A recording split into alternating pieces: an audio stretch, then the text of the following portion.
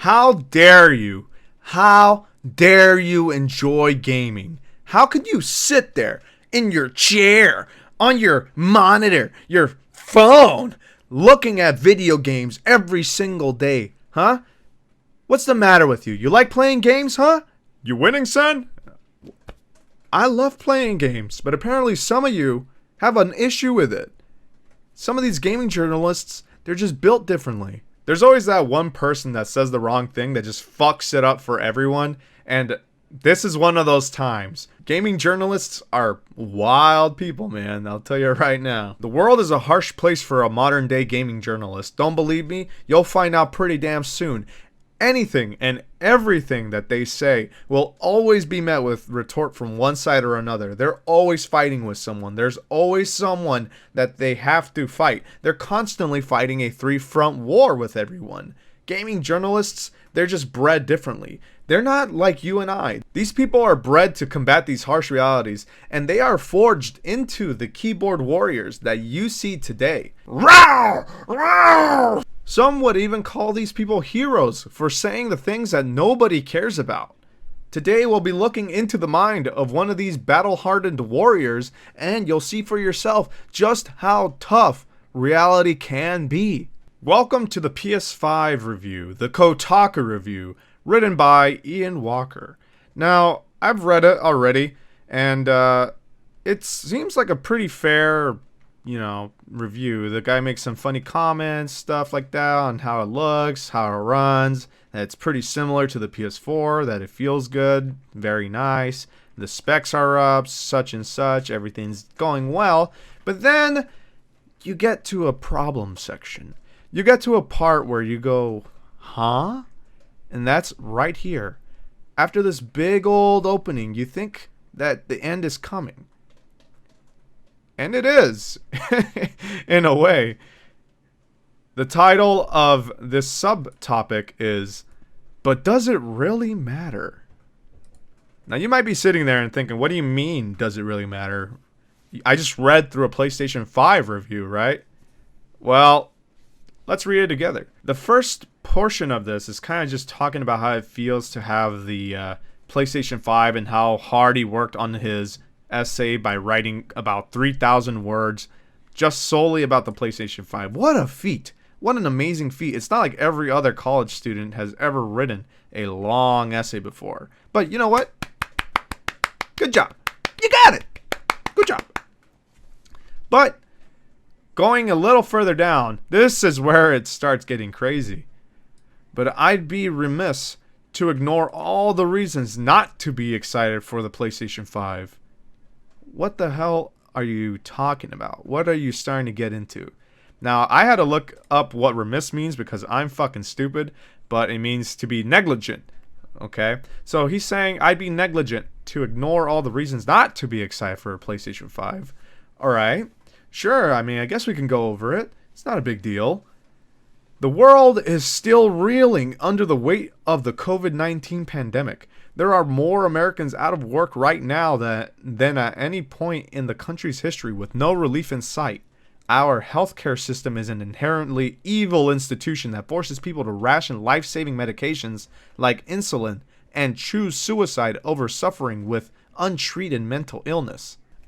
Okay, but what does this have to do with the PlayStation 5? As I'm writing this, it looks very likely that Joe Biden will be our next president. But it's clear that the worst people aren't going away just because a new old white man is sitting behind the Resolute desk. Well, at least not this old white man. Our government is fundamentally broken in a way that necessitates radical change, rather than incremental electoralism. What the hell does this have to do with the PlayStation 5? I just want to read about the PlayStation 5, not your own depressive thoughts. What the hell's going on? The harsh truth is that for reasons listed above and more, a lot of people simply won't be able to buy a PlayStation 5 regardless of supply. Or if they can, concerns over increasing austerity in the United States and the growing threat of widespread political violence supersede any enthusiasm about the console's SSD or how ray tracing makes reflections more realistic. That's not to say you can't be excited for those things. I certainly am on some level, but there's an irrefutable level of privilege attached to the ability to simply tune out the the world as it burns around you. Come on, man, I just wanted to read about the PlayStation 5. Please stop feeding me this crap.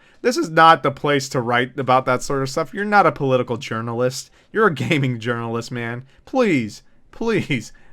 Stay in your own lane, my guy, please. I won't deny that video games can be an escape. It feels great to lose yourself in a fictional world where you can fix everything. Some of us see a strength or a personality trait in video game characters that we wish we would have in ourselves.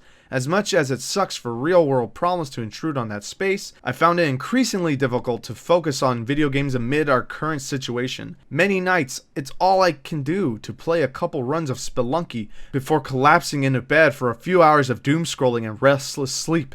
And I know I'm not alone in that feeling. We are collectively tired, and for good reason. Well, there's your problem, man. You're playing Spelunky of all games. No wonder you're fucking depressed. And don't give me that crap about, after I play my couple rounds of video games, I lay in my bed and I try to sleep. When you're clearly doing this to yourself. You're doom scrolling, as you call it. So you're legitimately going to shitty areas on the internet like Twitter and stuff. Sorry for those of you that love Twitter, but that place, if you want to be depressed, that's the place to be. You go to Twitter to find out all the fucked up shit in the world. Okay, it's not the best place to get your news, honestly. I mean, it is the place to get your news, unfortunately, but there's a lot of bad stuff that happens on Twitter.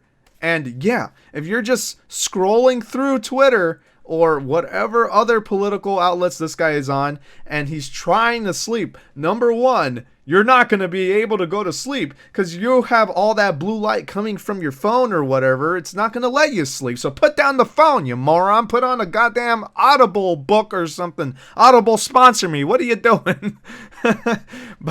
And then second of all, doom scrolling. Why would you scroll through that crap anyways? Follow some cool pages. I don't know. I have a couple of meme pages that I follow on Twitter. Everything that I look at isn't just doom and gloom. I don't want to feel depressed all the goddamn time. You're doing this to yourself. You're doing this to yourself. Come on. Don't do that. Don't do that. Stop looking at the bad. I know some people would go, "Oh, Joko, but you can't stay in the fictional world forever. You gotta face up to reality." I am in reality. I'm in quarantine just the same as everyone else. But guess what? I'm dealing with it one day at a time, like everyone else too. I sit here on my chair, on my bed. I do my things to keep me busy. I work on videos. I do things for Twitch. I keep busy. And I'm not constantly looking at political crap or just, COVID stuff. I keep it on the side. I look at like, oh man, the death toll is going up. I better stay safe. I better do what I can to stay safe, to protect my family, stuff like that. Yeah, totally perfect to do that. Do it, prepare yourself. I'm not saying don't do that. But when you're telling me that I shouldn't be on this gaming article to look at the specs of a PlayStation 5 that I'm, pretty interested in, and then you give me this load of horse shit telling me that, yeah, you probably shouldn't feel very good that you can get a PS5 right now. You got to remember the current situation. No, I'm not trying to remember the current situation. I put that on the side. I'm trying to play my video games. I just want to play Spider-Man Miles Morales, damn it. Give me Spider-Man. Sony and Microsoft chose a hell of a time to release their next generation video game consoles. I think the PlayStation 5 is a great machine, but it's tough to recommend when folks are literally fighting for their lives while residing in the richest country in the world. I was very lucky to receive a PlayStation 5 for the purposes of this review, despite the fact that I am comfortable enough to have bought one of my own. What the fuck is the matter with you? Okay, so I was ranting about this guy being a little bitch in the past, but then I see that, I read that piece. Are you kidding me? They gave you a free PlayStation 5 and you're still complaining about it? Woe is me! I got to play the PlayStation 5, the most sought out console of the 2020 year. And oh, woe is me! I just thought about Corona and me being stuck at home and how some people they can't get a PlayStation 5. Now, I can't feel bad about that. You should feel bad about that. Why are you... Man, come on. Really? You're really gonna tell me that I should feel bad that COVID is happening and stuff and that I want a PlayStation 5? That makes no sense. This guy literally got one for free. He already has one. And not only that, he even says that he's comfortable enough to have bought one on his own. That is ridiculous. That's like buying a house in a poor region, saying, oh man, it really sucks that this neighborhood is full of poor people, and then still living in your giant house that you just bought. What kind of person is this guy? If you're in the same boat, I encourage you to grab the console and see what it's all about for yourself. If you aren't, don't feel like the PlayStation 5 would change your life. It's a video game system and it's not going anywhere. I'm looking forward to a time where we can all chat about next generation gaming on equal footing, without a dozen daily crises looming over our heads. Until then, let's focus on what's truly important, even if that means dipping out of the next gen hype machine for a bit. Okay, that part I can agree with. Hey, you know what? You might not want to focus on this. You know, there's things going on. I get that part, but everything before that was just shoving his fist up my ass. Don't do that. What are you doing, man? I literally came here to read about the PlayStation 5, not to hear about how depressed this critic is. I don't care. I'm sorry, but Ian Walker, I don't care. All I wanted to do was read about the PlayStation 5, read about my next escape from the world, and here you are, spitting in my food, telling me, hey, this is how it is. Come on, man, don't do that to me. What are you? You're a gaming journalist. I'm sorry, but like, come on. I hate to be the bad guy, but you're a gaming journalist. You're here to appease us, to make us feel good, right? I want to know how good this console is. If it was bad, if it was a bad console, tell me it's a bad console. Don't give me this whole sap story about COVID and all this and that. No, I wanted to hear about the PlayStation console. Am I wrong? Am I wrong? Should I have cared more about that? I don't know. Someone brought me this today, and I was like, dude, I have to make a video on this. I just don't feel right about this Ian Walker fella and other critics, because you know, this isn't the first time this sort of stuff has happened. There has been multiple gaming critics that they want to get maybe a boost in their journalist career or something, and they're tired of being a gaming journalist or something, so they go, you know what, let me add a bit of the flair in that article, and they add their own stuff that no one really cares about. I'm sorry, Ian Walker, but I don't care about this whole section that you wrote. I was literally only looking for the PlayStation stuff. So, you know, best to you. Go seek a therapist. If you're having trouble out there too, seek a therapist as well. You know, it is tough times out here. If you need it, go get it. Talk to your friends. Talk to your family. Talk to your therapist if you really need to. If you're really that depressed, or you can play video games like I do and, you know, escape into that world. That's fun too. I think that video games is legitimately a form of escapism. If I'm having a hard day, I play one of my favorite games. Simple as that. And I think a lot of people do the same. And Ian Walker just shitting on all of us like that, that's kind of fucked. And I don't like that. Sorry to say. I'll be the bad guy yet again. I don't care. You know how I am. I like to be the jokester, the clown. You know, I have to do it. The best part of, you know, my day is making you guys laugh, and it makes me happy to be the depressed clown. I know as weird as that sounds, right? But that's just how it is.